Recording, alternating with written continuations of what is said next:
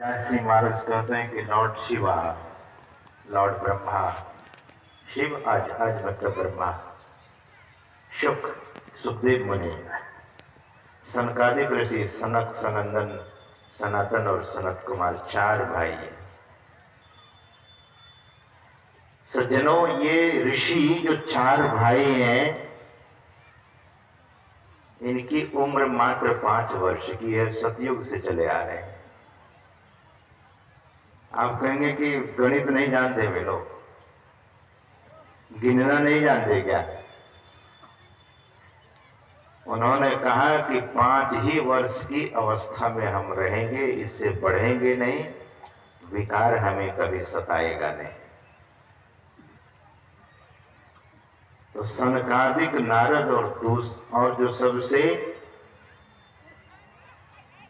ऐसे महात्मा का नाम लिया गया है जो हर लोक में विचरण करते हैं, देवर्षि नारद जी महाराज।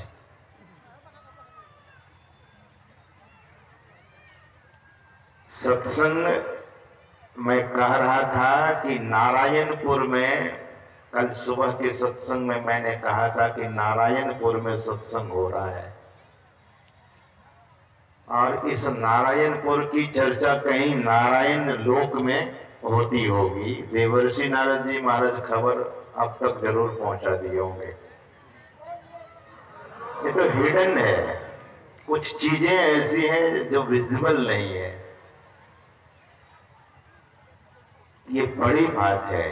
अभी कुछ महीने पहले हम लोग हाथ पैर मोड़कर घर में बैठ गए थे कि नहीं, निकलना नहीं है। मुंह पर भी मास्क लगा रखे थे। वैसे अगर क्षेत्रीय देहाती भाषा में कहेंगे तो हर आदमी जाबी पहन रखा था। हर आदमी को मास्क पहना दिया चाइना वालों ने, और हर आदमी को शराब से हाथ धोने के लिए बाध्य कर दिया। सैनिटाइजर क्या है? Nothing else, alcohol is there, pure alcohol is there, and little some chemicals is mixed over there. शराब है। पहले तो सरकार प्रचार करती रही कि साबुन से हाथ धो लीजिए, लेकिन बाद में ये सैनिटाइजर निकल आ गया। ऐसा लगता था कि अब सत्संग भी नहीं होगा। जी न्यूज वाले ने कहा कि अब कहीं भी कोई भीड़ नहीं होने वाली दुनिया में।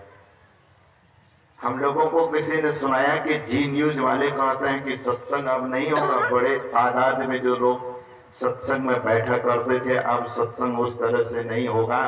तो हमने कहा कि जी न्यूज की बात उनकी जीव तक ही रहेगी। ये बात हकीकत नहीं है। समय ठीक होगा, रात होती है तो दिन भी होगा। विपत्ति के क्षण आए हैं, विपत्ति की घड़ी आई है, तो खुशी का भी लहर दौड़ेगी। और आज देखिए कि नारायणपुर में सभी लोग परमात्मा की भक्ति के लिए यहाँ एकत्र हुए हैं। यह धरती धन्य धन्य हो रही है। यह धरती धन्य हो रही है, जहां सत्य की चर्चा, जहां ईश्वर की चर्चा, जहां सदाचार की चर्चा, जहां ध्यान की चर्चा, जहां भक्ति, ज्ञान, वैराग्य की चर्चा हम आप सुन रहे हैं। तो आज हम आप भक्ति के संबंध में सुन रहे हैं, और ऐसे महापुरुष लोगों का विचार, शिव, अज, सुख, सनकादिक, नारद, और इस विचार को जनाने वाले काकभूषण कहते हैं कि सबकर खग नायक, सबकर मत खग नायक ये अकर ये राम पद पंकज नेहा, श्रुति पुराण सदग्रंथ कहाही, रघुपति भगति बिना सुख नाही। This is the final statement of Kakbhushan जी। ये जजमेंट है। काकभूषण जी कहते हैं कि रघुपति भगति बिना सुख नहीं। परमात्मा की भक्ति के बिना कोई सुख की कल्पना करता है तो उसकी कल्पना बिल्कुल निरर्थक है, व्यर्थ है, नाहक सुख पाने की कल्पना कर रहा है। We can have a lot of comforts. हम आप अपने जीवन में बहुत सुविधाओं को इकट्ठा कर लें। You can accumulate so many things in your life. Peace and happiness is not existing in your special car. लोग महंगे कार खरीदते हैं। Peace and happiness is not existing at your home. घर में नहीं, घर में रहने वालों जो है उसमें सुख और शांति है, उस व्यक्ति में होना चाहिए। किसमें? जिसने घर बनाया है, जिसने गाड़ी खरीदी है, जो व्यापार करता है, जो दुकानदारी करता है, जो खेती करता है, उस व्यक्ति के अंदर में सुख होना चाहिए, सुख की अभिव्यक्ति होनी चाहिए, सुख का प्रकटीकरण होना चाहिए। और this happiness is not existing out of the world. यह सुख दुनिया में नहीं है, यह सुख आप में है। और ध्यान दीजिए गोस्वामी तुलसीदास जी महाराज की उस महत पंक्ति को। गोस्वामी तुलसीदास जी महाराज ने मानस में गाने की कृपा की है और वे बहुत बड़े महापुरुष थे। उन्होंने कहने की कृपा की है कि भगति स्वतंत्र सकल सुख खानी। सुन लिया आपने? कल सुबह के सत्संग में मैं सुना रहा था, कबीर साहब कहते हैं कि संगति सो सुख उपजे, सुख की उपज सत्संग से। यहां गोस्वामी तुलसीदास जी महाराज कहते हैं कि भगति स्वतंत्र सकल सुख खानी। सभी सुखों की खान है भक्ति, सभी सुखों की Khan. The kinds of happiness is lying down in the devotion. भक्ति में सभी प्रकार के सुख हैं, लेकिन एक शर्त है, एक कंडीशन है। वह क्या शर्त है, क्या कंडीशन है? गोस्वामी तुलसीदास जी महाराज कहते हैं कि बिनु सत्संग न पावहि प्राणी। जब तक सत्संग नहीं करेंगे तो भक्ति नहीं मिलेगी, भक्ति नहीं मिलेगी तो सभी सुखों को प्राप्त नहीं कर सकेंगे। सज्जनों, एसेंशियली हम आपको क्या करना चाहिए? फाइनली हम आपको क्या करना चाहिए? सत्संग को कभी नहीं छोड़िए। इसलिए सद्गुरु महाराज अपनी वाणी में, और उस वाणी को मैं बराबर कहा करता हूं, सद्गुरु महाराज कहते हैं कि नित्य सत्संगति करो बनाई, अंतर बाहर कोई विधि भाई। इसलिए नित्य सत्संग। कभी कभी लोग कहते हैं, मैंने सुना है माताओं और बहनों के मुख से, महाराज मेरे पति तो जब ध्यान में बैठती हूँ, स्तुति करने लगती हूँ सवेरे सवेरे, तो मेरे पति कुछ ऐसे सोच के हैं, वे कहते कि तुझे नींद नहीं आती है, ये सुबह सुबह जग करके पता नहीं क्यों बैठी रहती है। और जब स्तुति करती हूँ तो पति को बड़ा वो लगता है कि मेरी नींद क्यों खराब करे, चलो बैठ तो रही थे तो कोई बात नहीं, लेकिन स्तुति करके हमारी नींद को क्यों खराब कर रही है? नींद खराब होती है। देखिए सोच, मैं हाथ जोड़कर ऐसे सज्जनों से निवेदन करता हूं कि आप अपनी सोच को बदल डालिए। देखिए, wherever the auspicious word is occurring from any mouth, किसी के मुंह से मंगलदायक शब्द निकलता है तो आपका जीवन भी मंगलदायक होगा, आपका जीवन भी मंगलमय हो जाएगा। वो माई, वो बहन, वो माता जब वो बोलती है मंगल मूर्ति सदगुरु मिलवै सर्वाधार, इस शब्द को सुनकर कोई किसी को अखरना नहीं चाहिए। ऑस्पीशियस वर्सेस, पवित्र वाणी है, तो सुनिए।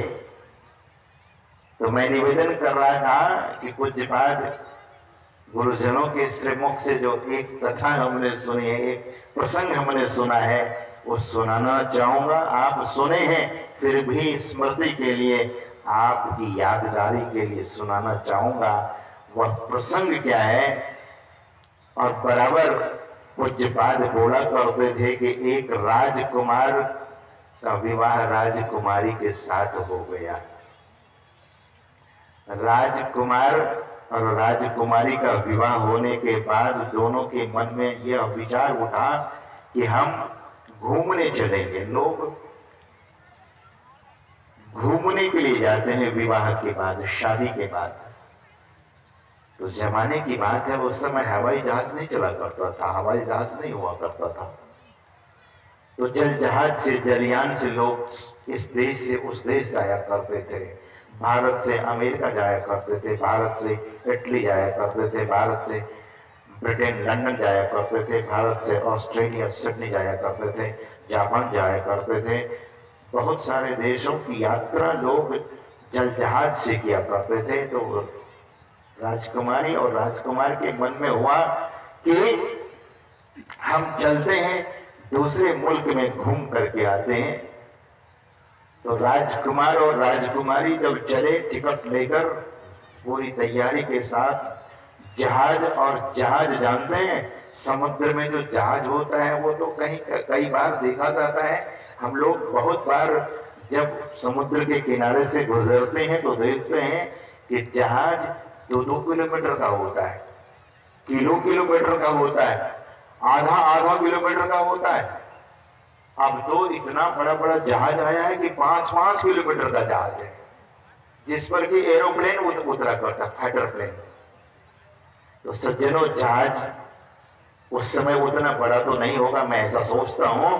जहाज पर राजकुमार और राजकुमारी बैठा, बहुत सारे लोग बैठे।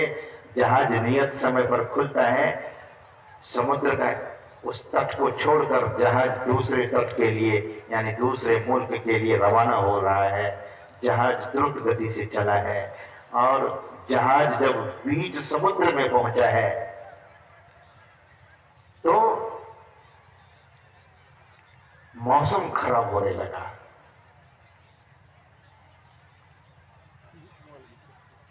आसमान में काले काले बादल घिर आए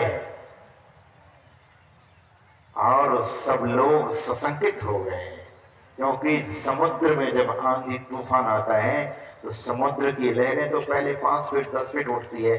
पानी की लहरें जो होती है, द वेव्स ऑफ ओशन, वो तो 5-10 फीट उठती है। लेकिन जब तूफान आता है, हवा का जब झोंका जोर से पानी से टकराता है तो लहरें 20-20, 50-50 फीट ऊपर और नीचे होती है।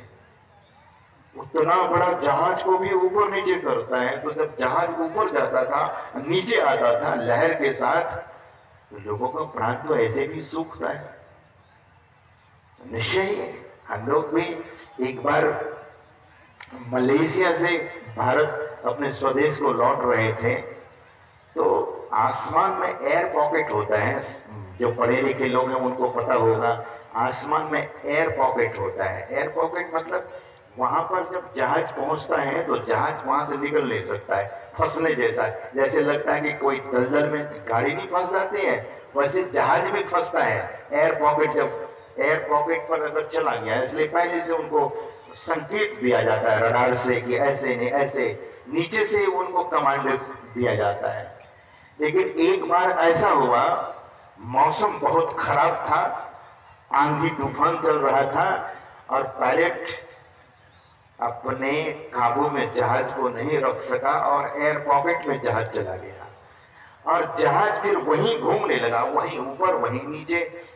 वो तो 40,000 फीट पर जहाज उड़ता है, तो वो नीचा जब होता तो कितना 5,000 10,000 फीट सीधे नीचे आता है।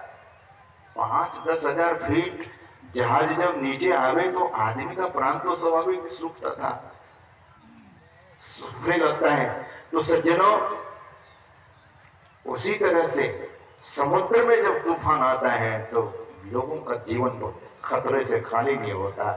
जब तूफान उठा, हवाएं चली, जोर की आंधी चली, तो समुद्र की लहरें ऊपर नीचे, जहाज भी ऊपर नीचे करने लगा पानी की सतह पर। जब ऊपर नीचे होने लगा तो लोग अपने प्राणों की भीख मांगने लगे। अब क्या होगा? और यही संत महापुरुष कहते हैं, ये घड़ी, जब विपत्ति की घड़ी आती है तब लोगों को और कुछ नहीं सोचता है, तब परिवार के लोग नहीं सोचते, तब सीधा भगवान ही देखते उसे। भगवान से सब भीख मांगने लगे अपने प्राणों की, प्रभु इस बार बचा दीजिए, जीवन की नैया को इस बार बचा दीजिए, कहीं डूब न जाए। और सब लोग प्राणों की भीख मांग रहे थे, लेकिन राजकुमार बड़ा धैर्यवान, राजकुमार निश्चिंत बैठा हुआ था। राजकुमारी भी घबरा रही है, बहुत चिंता हो गई कि चले थे तो कहीं घूमने के लिए, पता नहीं अब समुद्र में ही गोता लगाएंगे। चिंता हो रही है, लेकिन लोगों को वह देखती है, जहाज पर तमाम लोग परेशान हैं, दुखी हैं, भयभीत हैं, और उनके पति बिल्कुल शांत चित्त होकर बैठा हुआ है। तब उनको रहा नहीं गया, अपने पति के पांव को पकड़कर झिक छोड़ती है और कहती है कि आप कितने बेखबर हैं, आपको कुछ पता नहीं है जहाज की क्या हालत हो रही है, लोगों की हालत देखिए, हमारी हालत देखिए, और आप निश्चिंत बैठे हुए हैं। तब राजकुमार अपने बयान से तलवार खींच लेता है, चमकती हुई तलवार को उनके गर्दन पर रख देता है, राजकुमारी के गर्दन पर।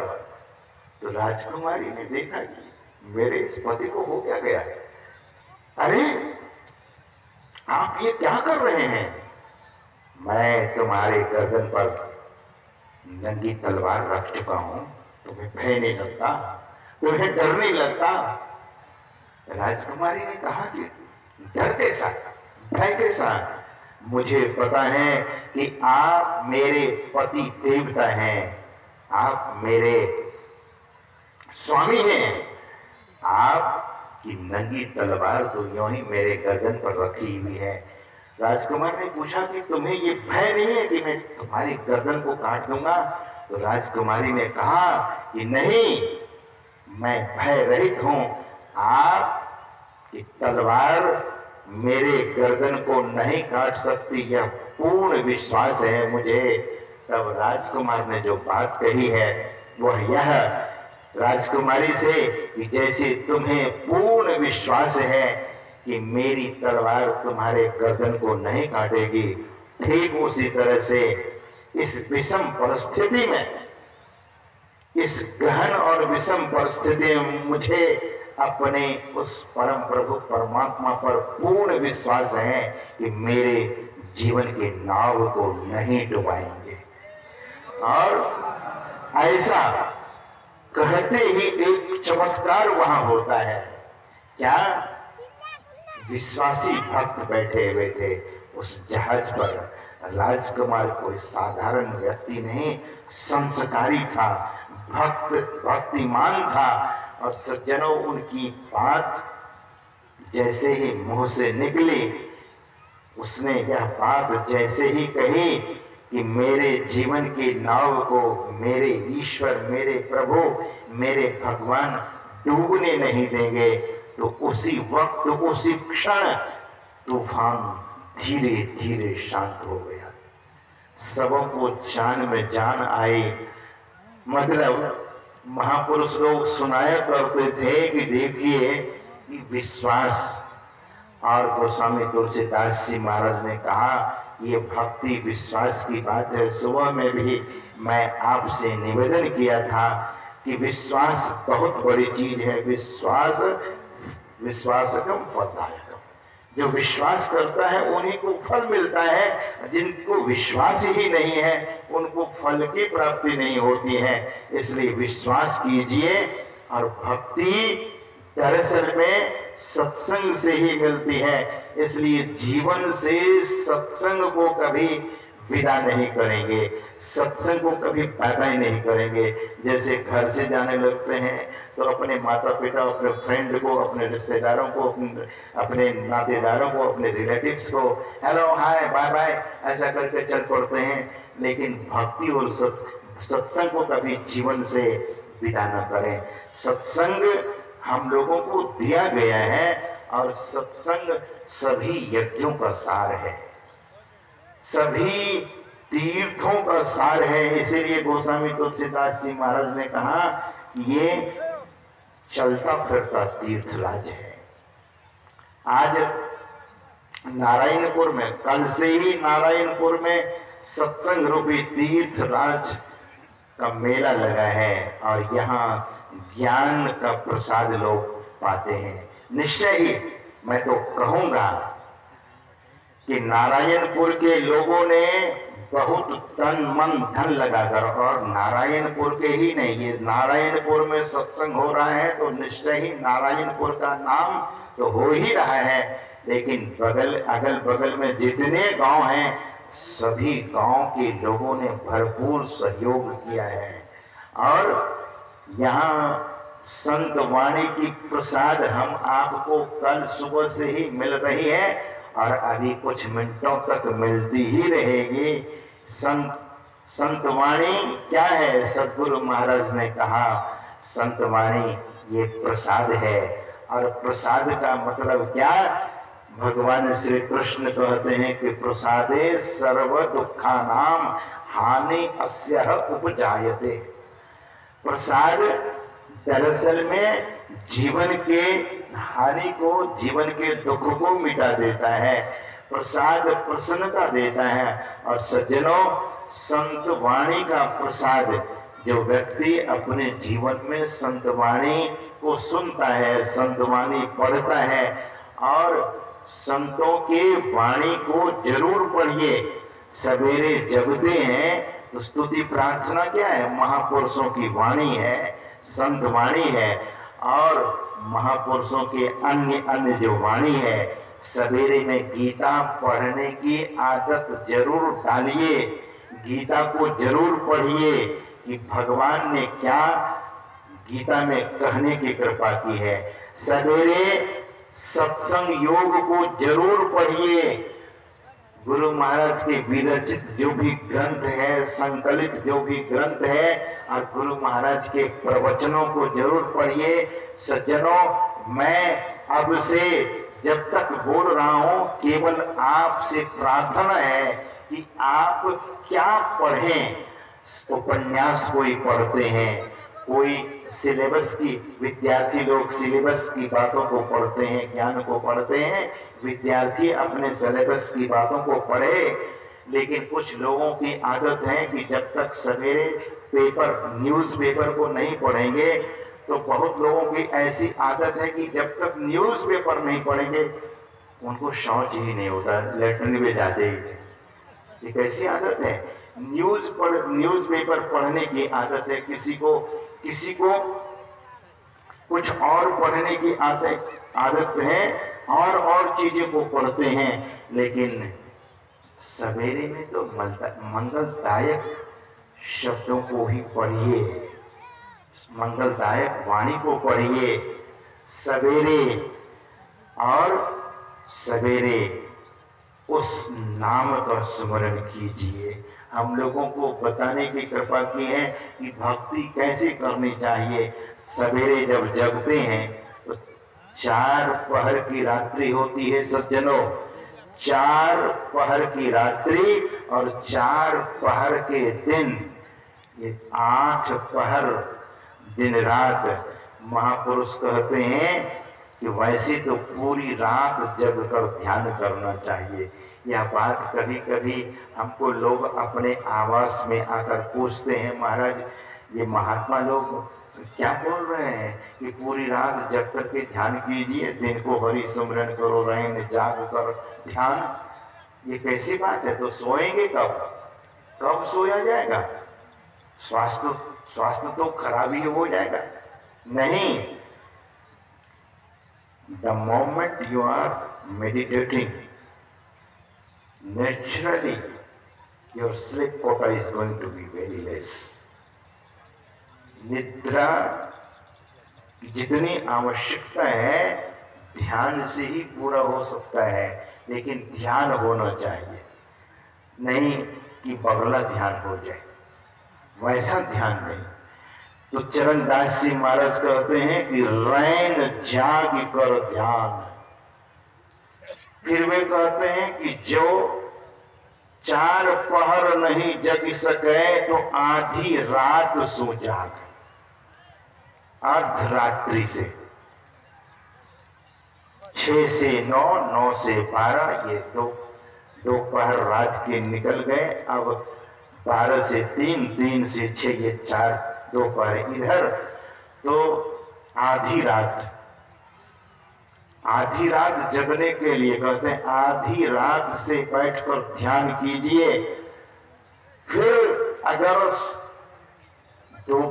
दोपहर जो नहीं श्रद्धा, दोपहर बोले कि दोपहर मतलब यहाँ 12 से 3, 3 से 6 ये दोपहर है, इसमें भी श्रद्धा नहीं है तो पिछले पहरे चेत, पिछले पहर में अवश्य जग जाना चाहिए, चेत जाना चाहिए, सावधान हो जाना चाहिए। पिछले पहरे चेत। लेकिन इस नींद की नशा ऐसी है, नींद की ऐसी लोगों को आदत पड़ी है, नींद में जब लोग सो जाते हैं, निद्रा लेने लगते हैं, उनको जगाइए और अभी नींद पड़ी हो और जगाइए तो कभी कभी लोग बड़े गुस्से में आ जाते हैं, क्या कर दिया, मेरा बड़ा नुकसान कर दिया आपने। सज्जनों, ब्रह्मानंद जी महाराज ने कहा, और इस पंक्ति को महात्मा गांधी गाया करते थे। ब्रह्मानंद जी महाराज की वाणी है कि जो जागत है सो पावत है, और जो सोवत है सो क्रोवत है। क्योंकि नींद से अखियां खोल जरा, ओ गाफिल प्रभु में ध्यान लगा, अपने प्रभु में ध्यान लगा। काफी लोग सोने के लिए नहीं, अपने ईश्वर में, अपने इष्ट में ध्यान लगाइए। तो सज्जनों, अगर 12 बजे से कोई नहीं जग सकता तो रात्रि के अंतिम पहर में यानी 3 बजे अवश्य जगिए, ऐसा संत महापुरुष कहते हैं। और 3 बजे के पहले यानी 2:45 बजे 2:45 AM यानी 2:45 बजे जगने के बाद कुछ जरूर गुनगुना लीजिए, संतवाणी गुनगुना लीजिए, और वह संतवाणी प्रार्थना परक होनी चाहिए। विनती उस वाणी में होनी चाहिए ताकि आपकी विनती सुनी जा सकेगी। उस धाम में, उस लोक में उनके चरणों तक आपकी प्रार्थना पहुंचनी चाहिए। जरूर उस समय प्रार्थना पर कुछ वाणी को गा लीजिए, बोल लीजिए, चाहे वह सदगुरु भगवान की वाणी है या और किसी संत महापुरुषों की वाणी आपको पसंद हो, लेकिन एक वाणी को जरूर जगिए। हमारे श्रद्धेय स्वामी बोधानंद जी महाराज कहा करते थे, एक दिन हरिद्वार में सुनाए थे कि महाराज जी एक सत्संगी हमारे यहाँ है, सवेरे में वे जगते हैं और जगते ही मंगल मूर्ति सदगुरु मिलवे सर्वाधार, उठते ही हाथ उनका जुड़ता है और यही बात वे बोलते हैं और उसके बाद मुंह हाथ धोकर ध्यान करने के लिए बैठ जाते हैं। और ध्यान ऐसे सर्व समर्थ पुरुष का ध्यान किया जाए। ये सारे भक्ति के अंग हैं सज्जनों, किनका ध्यान किया जाए? जो सब कुछ जीवन में दे सके, ऐसे सर्व समर्थ पुरुष संत सदगुरु होते हैं और ऐसे ही महापुरुष का ध्यान करना चाहिए। तो मैं सुना रहा था, निवेदन कर रहा था कि हम आप निश्चय ही जीवन में एक संकल्प ले लें। और ध्यान दीजिए, बहुत बार लोग कहते हैं महाराज संकल्प लेने के बाद लोग बंध जाते हैं, लोगों को बड़ा बंधन हो जाता है। और ध्यान दीजिए, जिन जिन लोगों ने संकल्प लिया है दुनिया में अपने जीवन में, वही व्यक्ति अपने जीवन में बड़ा से बड़ा काम को अंजाम दिया है। जिसके जीवन में संकल्प ही नहीं है वह तो गिरता पड़ता रहेगा, न जाने कितने बार वह गिरेगा, कितने बार वह गिर गिर कर अपना सत्यानाश करेगा। इसलिए महापुरुष कहते हैं कि जीवन हम आपका संकल्पित होना चाहिए। भीष्म पितामह विष्णु सहस्र नाम देने की कृपा की तब जब वे सरसैया पर लेटे हुए थे। महाराज युधिष्ठिर ने पूछा है और उनके श्रीमुख से विष्णु सहस्र नाम बोला गया है। भीष्म पितामह 12 भागवतों में से एक भागवत पुरुष थे। वे साधारण नहीं थे, लेकिन ऐसे भागवत पुरुष भी अपने जीवन में संकल्प लिया। हम लोग भी दीक्षा देते हैं तो लोगों से संकल्प कराते हैं। जिस व्यक्ति के जीवन में संकल्प ही नहीं है, उस व्यक्ति से क्या उम्मीद कर सकते हैं कि समाज में कुछ कर सकेगा, जीवन में कुछ कर सकेगा। इसलिए महापुरुष कहते हैं कि संकल्प लीजिए। और यही सत्संग जो यहाँ रखे हैं, तो सभी लोग नारायणपुर के बहुत लोग गए थे। ये अशोक बाबू और जो जिनका नाम मैं नहीं जानता हूँ, ये सब लोग गए थे। तो मैं पूछा था कि आप लोग दृढ़ संकल्पित हैं कि सत्संग कराएंगे? तो सभी लोगों ने हाथ उठाकर कहा कि हाँ महाराज, हम सत्संग खूब धन्य धान्य रूप से कराएंगे। और उनका यह प्रारूप, उनका यह रूप हम देख रहे हैं। तो इस सत्संग करने के पहले भी एक संकल्प लिया था, उसको संकल्प ध्वज कहा जाता है। इतने जो खंभे आप देख रहे हैं, इतना खंभा नहीं, एक संकल्प ध्वज गाड़ा जाता है सत्संग के पहले। और जरूर लोगों ने संकल्प लिया होगा। 10-20 लोग इकट्ठे होते हैं और सभी लोग उस संकल्प ध्वज में अपना हाथ लगाते हैं और कहते हैं कि तन मन धन से इस सत्संग को हम सफल करेंगे। सज्जनों, अपने जीवन में मनुष्य को शुभ संकल्प अवश्य ही करना चाहिए। जिस व्यक्ति के जीवन में शुभ संकल्प नहीं है, कभी कभी लोग अशुभ संकल्प भी करते हैं। वे कहते हैं कि उस व्यक्ति को मैं जरूर हानि पहुंचा दूंगा, उस व्यक्ति से मैं जरूर बदला लूंगा। तो बहुत तरह के लोग संकल्प लेते हैं, लेकिन सज्जनों, अशुभ संकल्प कभी भी नहीं लेना चाहिए और शुभ संकल्प लेना चाहिए। मन को दृढ़ करने के लिए, मन को मजबूत बनाने के लिए, आपकी भक्ति पक्ष, आपकी साधना पक्ष, आपका ध्यान पक्ष मजबूत हो जाए, परमार्थ जीवन मजबूत हो जाए, इसके लिए तो सत्य संकल्प होना ही चाहिए। और यही महापुरुष कहते हैं कि अगर पिछले पहर नहीं जग सके, आधी रात नहीं जग सके, तो पिछले पहर जरूर जगिए, जरूर जीतिए। और चरणदास जी महाराज कहते हैं कि जागे न पिछले पहर, करे न गुरु मत चाप।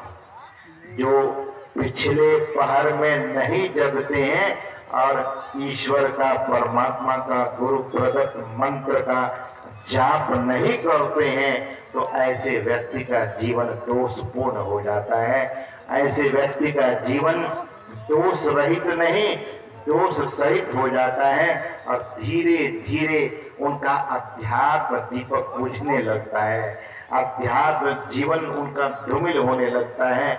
और तब कहता है कि हमने क्या किया इस जीवन में, अरे दीक्षा भी ली, ध्यान भी किया कुछ दिनों तक, लेकिन कुछ मिला नहीं। सज्जनों, ऐसे जो व्यक्ति के जीवन में संकल्प नहीं है, उनका जीवन ऐसा ही होगा, फिर उसे कुछ हाथ नहीं लगता है। तो महापुरुष हम आपको सावधान करते हैं कि अमृत बेले में जरूर जगिए। वह अमृत का बेला, पंजाब में हरिद्वार में उसको अमृत बेला कहा जाता है। हम आप उस समय अमृत पान कर सकते हैं। कैसे? जरिया है ध्यान।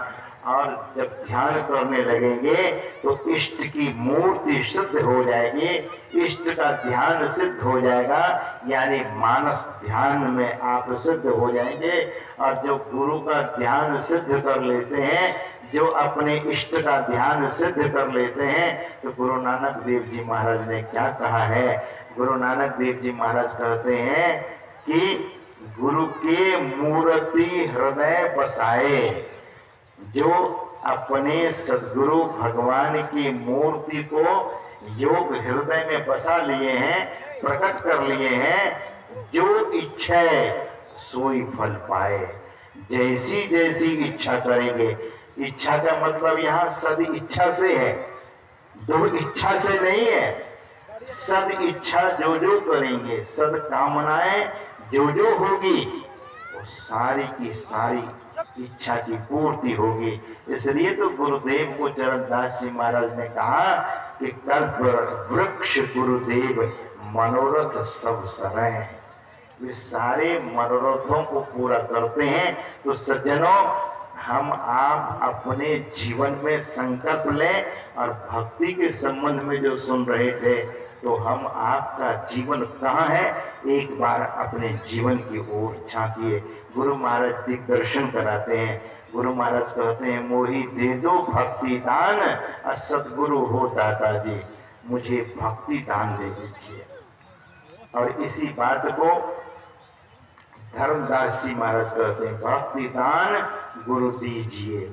हम आप भी कुछ देर पहले विनती कर रहे थे, प्रेम भक्ति गुरु दीजिए। तो ये क्या चाहिए, क्या लीजिए उन सदगुरु भगवान से? तो भक्ति दान। धर्मदास जी महाराज कहते हैं, भक्ति दान गुरु दीजिए देवन के देवा। और गुरु महाराज की वाणी में, मोहि दे दो भक्ति दान सतगुरु हो दाता जी। क्या दीजिए? भक्ति का दान दे दीजिए। 10 दिशी विषय जाल से हूँ घेरो, अटरत नहीं अज्ञान। सज्जनों, 10 दिशाओं में अज्ञानता छाया हुआ है। 10 दिशी विषय जाल, ये विषय का जाल फैला हुआ है। और वह जाल पूर्व भी, पश्चिम भी, उत्तर भी, दक्षिण भी, नैऋत्य कोण में भी, वायव्य कोण में भी, और ईशान कोण में भी, और अग्नि कोण में भी, और ऊपर भी, नीचे भी। 10 दिशी विषय जाल, विषय का जाल 10 दिशाओं में फैला हुआ है। इसलिए अज्ञानता समाप्त नहीं होती है। गाढ़ अविद्या अप्रबल धार में, अविद्या की गाढ़ धारा में यह जीव बहा जा रहा है। भय हूँ बही हैरान, इसमें बहता चला जा रहा हूँ, बहता चला जा रहा हूँ। और सदगुरु महाराज यह हम आपको अपने जीवन के परिदर्शन को दर्शन करा रहे हैं। वह क्या कहते हैं? जग के सब संबंधी देखे तुम बिनु हित न महान। जगत के सारे रिलेटिव्स को, जगत के सारे रिश्तेदारों को देख लिया, आपके जैसा कोई हित करने वाला नहीं है, आपके जैसा भला करने वाला नहीं है। तो सदगुरु महाराज कहते हैं कि बाहर अंतर भक्ति कराई दीजे आत्मज्ञान। बाहर भी भक्ति और अंतर भी भक्ति, दोनों प्रकार की भक्ति। यह भक्ति केवल संत सदगुरु कराते हैं। हम आप जिस स्थल पर बैठे हैं, अभी यह बाहरी भक्ति है, एक प्रकार की भक्ति है। और जब ध्यान में बैठते हैं तो वह अंतर की भक्ति है। ये दोनों तरह की भक्ति और आत्मज्ञान बहुत ज्ञान लोगों ने इकट्ठा किया है, बहुत ज्ञान लोगों के पास है, लेकिन आत्मज्ञान नहीं है। और आत्मज्ञान नहीं होने से सब व्यर्थ है। तो अभी तो नात्म द्वैत में फंसे हुए हैं, नो आत्म नात्म, मतलब अनात्म में फंसे हुए हैं। नात्म द्वैत से बाहर कीजिए। द्वैत का मतलब मैं और मेरा में। और सज्जनों, महाभारत में मैं और मेरा, पांडवों में और कौरवों में मैं और मेरा हुआ तो महाभारत युद्ध हो गया। और अयोध्या में 13-13 हुआ, वहां मेरा मेरा हुआ। हस्तिनापुर में मेरा मेरा हुआ तो महाभारत हो गया।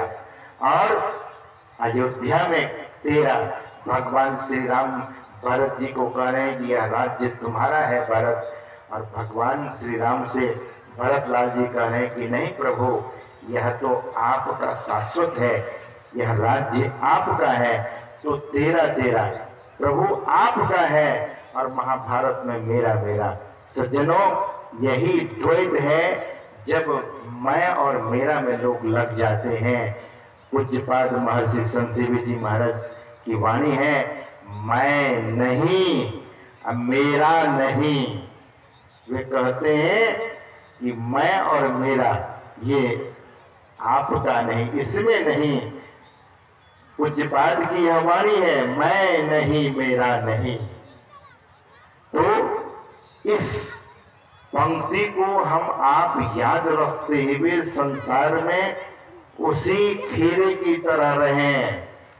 और जैसे नारियल होता है भीतर से अलग लेकिन बाहर से जुड़ा हुआ होता है, नारियल को फोड़ने के बाद पता लगता है कि बड़ा धवल है, बड़ा उज्जवल है, बड़ा स्वच्छ है। और नारियल दरअसल में जब पक जाता है तो अपने परत को वह छोड़ देता है। उसी तरह से जिस दिन भक्त भक्ति में रम जाता है और भक्ति करके उसे ज्ञान हो जाता है, तो उसी नारियल की भांति उनका जीवन हो जाता है, स्वच्छ, धवल और उज्जवल।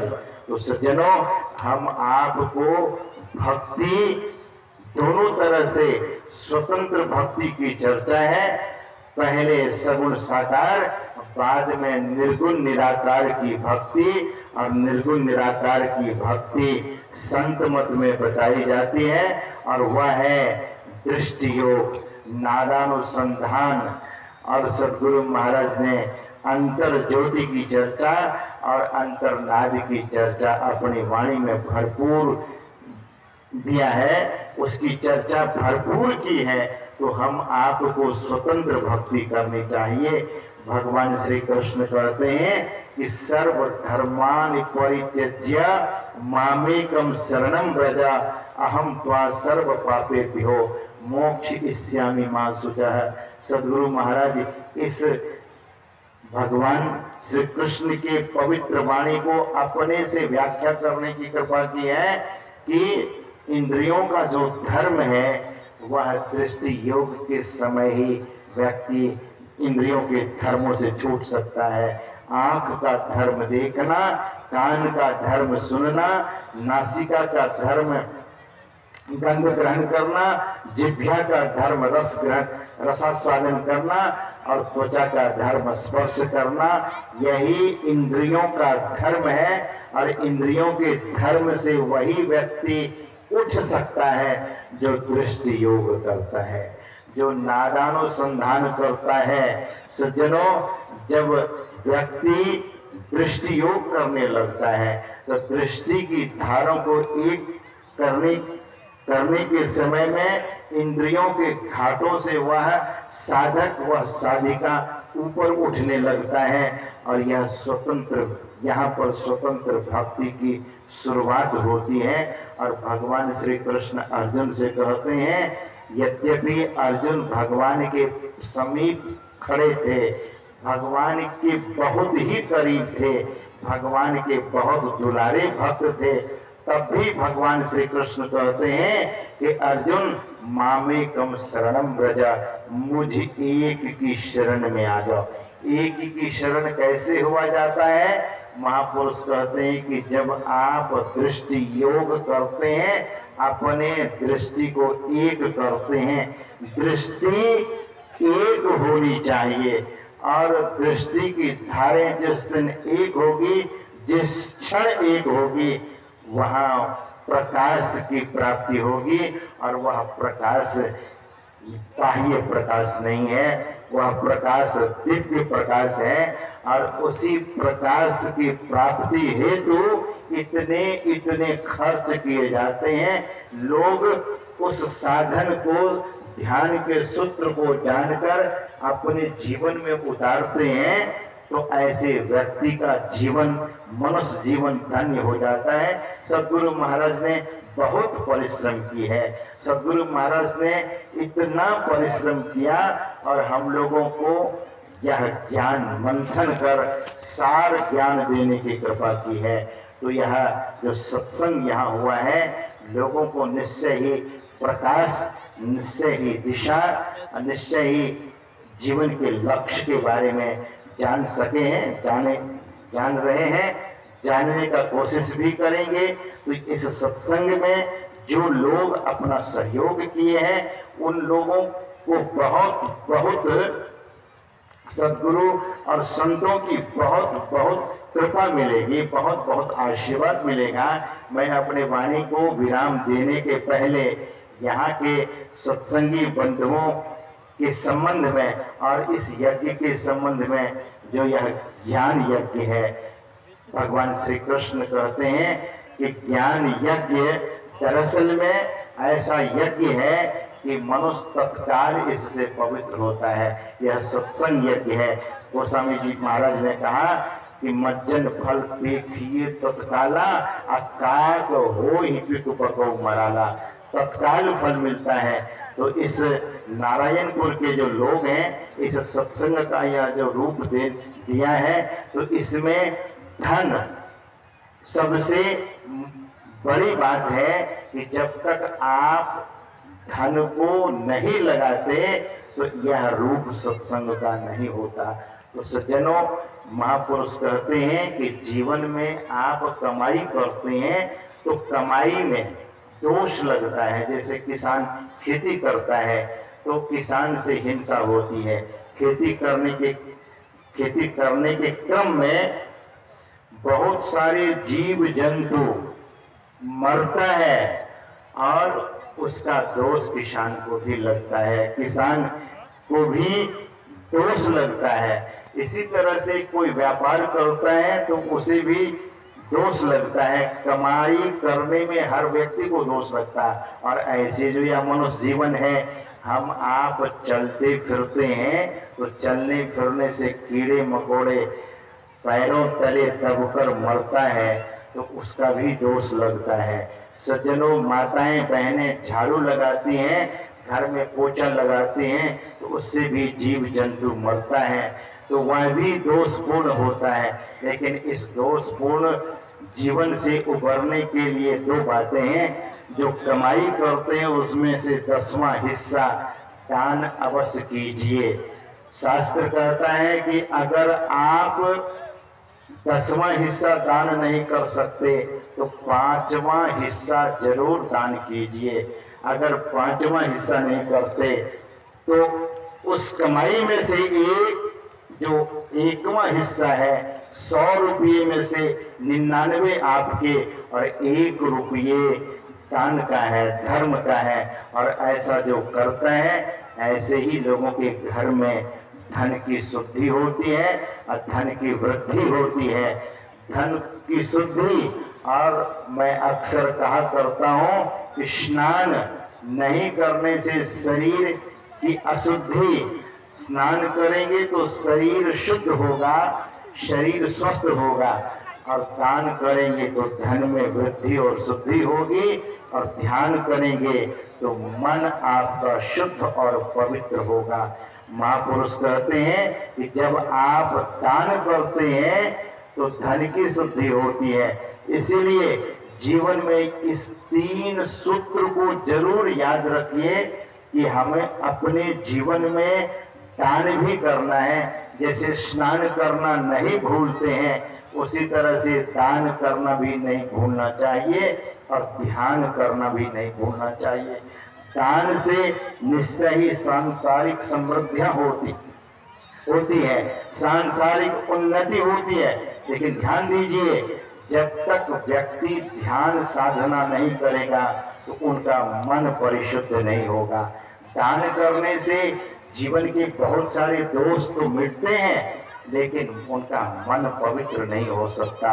इसलिए हम आप अगर पुराणों को देखें, पुराणों में ऐसी बहुत सारी कथाएं आती हैं, पुराणों में ऐसा बहुत सारा प्रसंग है कि राजा नृग करोड़ों गाय का दान किया करते थे। एक दो गाय नहीं, करोड़ों गाय का दान किया करते थे राजा नृग। लेकिन अंत में फल उसे क्या मिला? गिरगिट की जोड़ी में चले गए, गिरगिट बने हुए। इसलिए कि वे ध्यान नहीं करते थे। हमारा कहने का आशय, हमारा कहने का उद्देश्य यही है, यह ज्ञात कराना चाहते हैं कि सज्जनों, दान पुण्य तो अवश्य कीजिए, लेकिन ध्यान को कभी मत छोड़िए। सदगुरु महाराज ने जो ध्यान का सूत्र दिया है और जिन जिन लोगों ने ध्यान के विधि को सीखा है, ध्यान के पद्धति को सीखा है, ध्यान के विधि विधान को सीखा है, वह ध्यान को न भुलावे। यही होता है, लोग ध्यान को टालते जाते हैं और कहते क्या है कि समय हमारे लिए आएगा और हम समय से ध्यान कर लेंगे। लेकिन ऐसा नहीं है। आप दान भी करें, आप ध्यान भी करें। और मैं तो एक बात आप लोगों से कहना चाहूंगा, वह यह कि स्नान को कभी टालते हैं कि 1 महीने के बाद हम स्नान करेंगे? कभी भी नहीं टालते कि 2 महीने बाद स्नान कर लेंगे, समय अच्छा आएगा तब हम स्नान कर लेंगे, समय बढ़िया आएगा तो हम भोजन कर लेंगे। ऐसा कभी नहीं।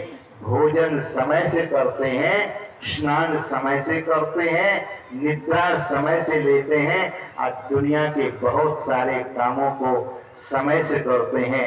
महापुरुष लोग कहते हैं कि नहीं, ध्यान को भी समय से कीजिए। सदगुरु महाराज ने कहा कि माघ भूखा बाघ काल के मुख पड़ो है बाबरे, होश कर चेतो सवेरे, अपचो ध्यान के दावरे, काल मुख से निगु की भागो, ध्यान के बल भाई रे, ऐसो अवसर खोई हो तो रोई हो पछताई रे। अवसर, यह मनुष्य जीवन एक अवसर है। This is an opportunity. What is the opportunity? Human life. Human life is an opportunity. यह एक अवसर है। सदगुरु महाराज कहते हैं कि ऐसो अवसर खोई हो तो रोई हो पछताए रे। अगर ऐसा अवसर आपने हमने खो दिया तो फिर पछताने के अलावा और कुछ नहीं है।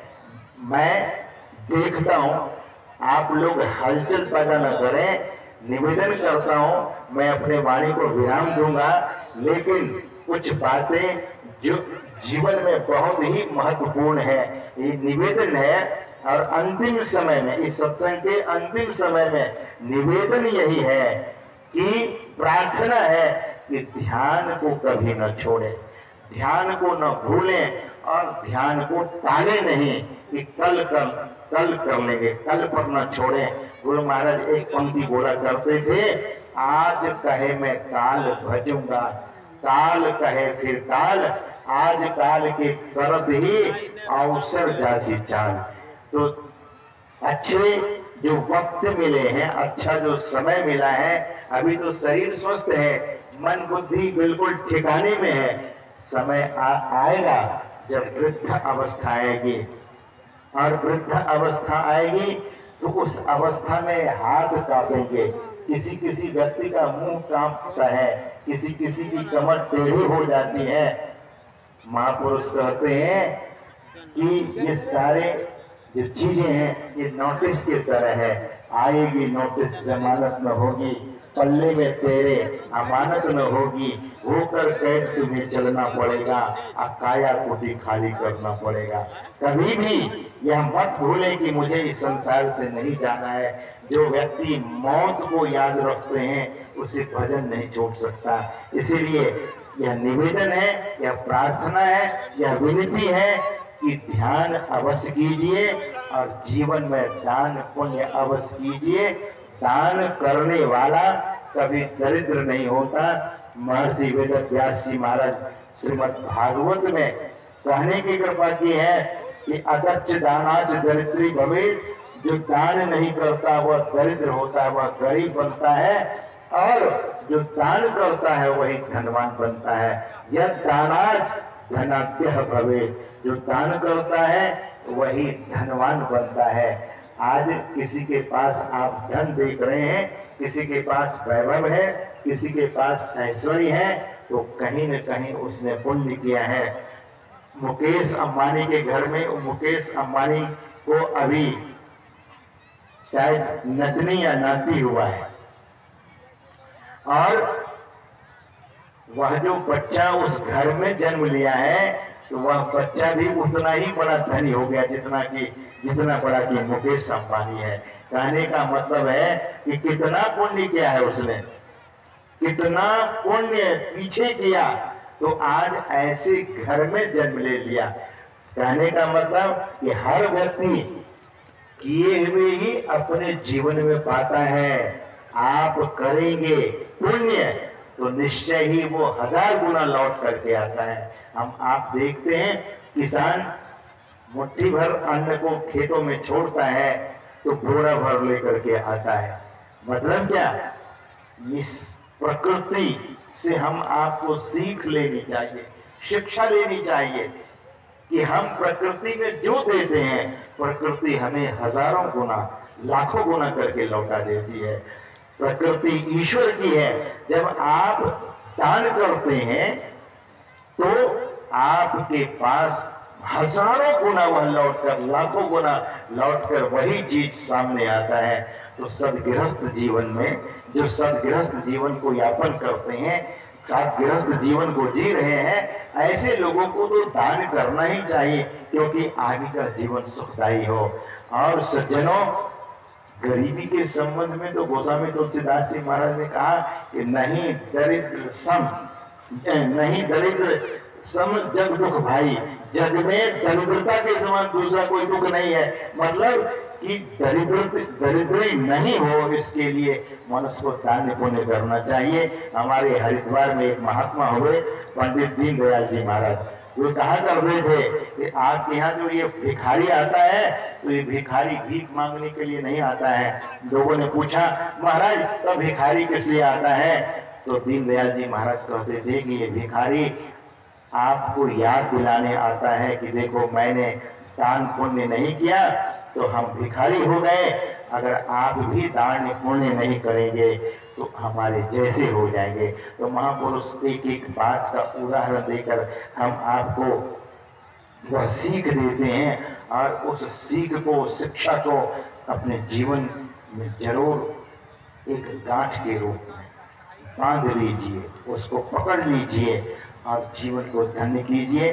तो यहाँ जो यह सत्संग यज्ञ संपन्नता की ओर है, यहाँ के तमाम आयोजक मंडल, यहाँ के तमाम आयोजक समिति, यहाँ के तमाम प्रबुद्धजन, यहाँ के तमाम भक्त लोग भरपूर इस कार्यक्रम में सहयोग देकर इस कार्यक्रम को सफल बनाया है। और यहाँ जो इतनी माताएं बहनें आकर उपस्थिति दी है, काम तो उसने अपना बनाया है, लेकिन आयोजक लोगों के मनोबल को बढ़ाया है। तो निश्चय ही आप लोग भी बहुत ही प्रशंसा के पात्र हैं। यहाँ इतने सज्जन, इतने प्रबुद्धजन, इतने पठित समाज एकत्र हुए। आप लोग भी सत्संग की शोभा को बढ़ाकर अपने जीवन को धन्य किया है, और आयोजक लोगों को यह सफलता देने का काम किया है कि उपस्थिति आपकी महनीय हुई है। तो सज्जनों, यहाँ आपकी भी उपस्थिति बहुत ही सराहनीय है, प्रशंसनीय है। और तमाम आयोजक समिति के उन भक्तजनों को, उन समझदार लोगों के लिए और तमाम ग्रामीणों के लिए, आप आए हुए तमाम सज्जनों के लिए, माताओं बहनों के लिए मैं सद्गुरु महाराज से प्रार्थना करता हूँ, निवेदन करता हूँ कि आप लोगों पर सद्गुरु महाराज की महती कृपा बरसती रहे और उनकी कृपा से आप लोगों का जीवन सुखद, समृद्ध और भक्तिमय बने। इन्हीं शुभकामनाओं के साथ अपने वाणी को यहीं पर विराम देना चाहूंगा। एक बार प्रेम से बोलिए श्री सद्गुरु महाराज।